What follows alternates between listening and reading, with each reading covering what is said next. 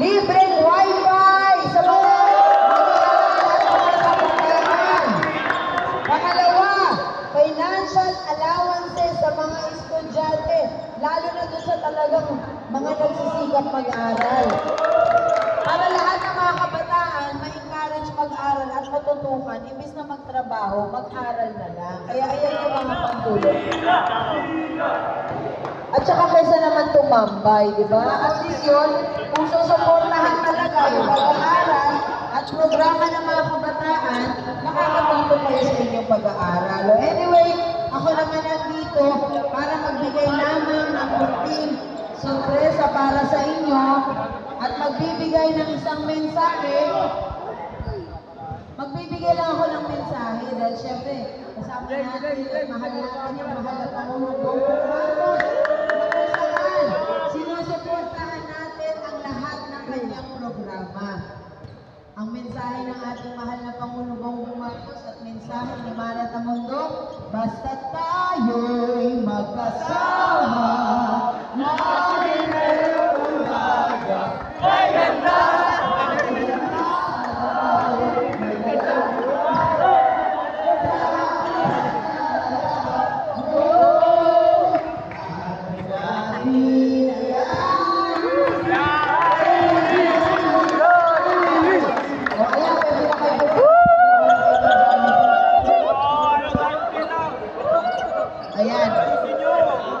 Ayan na, mainit pa yan ha. Happy Sunday! Happy Basketball Day! Ayan. Buha kayo ng kutsara. O ayan, para lumakas kayo muli. At makapag-basketball.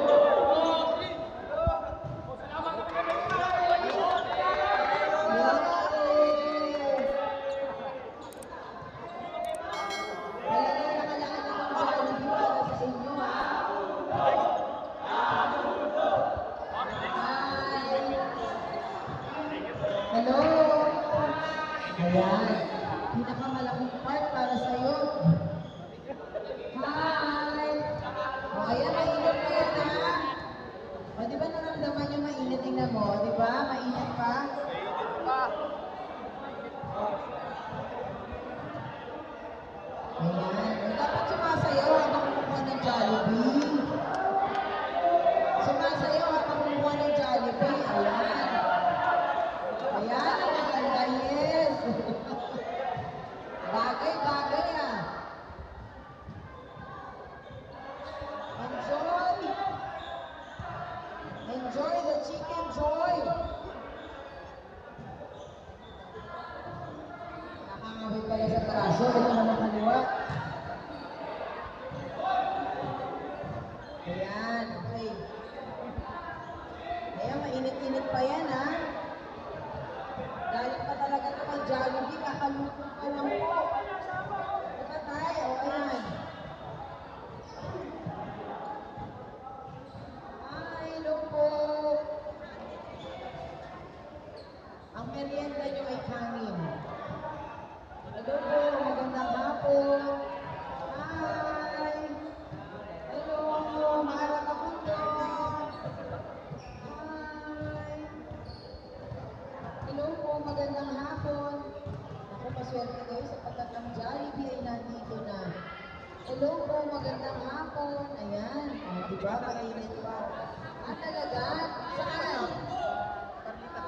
Sa Perlita, talaga? Naglalaro ko pala dito Hi! Naganito ka na ngayon? Kuha kayo ng kutsara, anak, kuha. Asan na isang box natin? Wala na?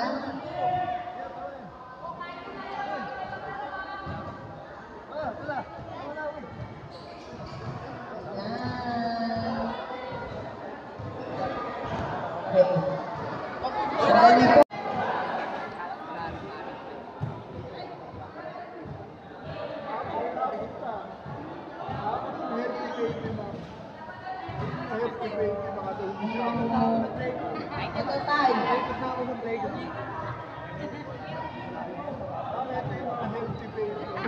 Wow. At least baby pa rin. Pa rin po kung tayo ay makita na maayos. Tsaka nagkaroon ng pagkakaisa.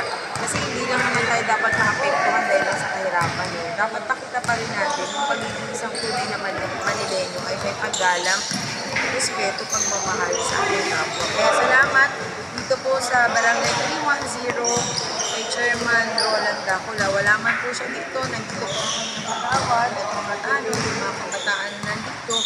Hindi naman po ako naging iba sa kanila, talagang binelcome din nila ako.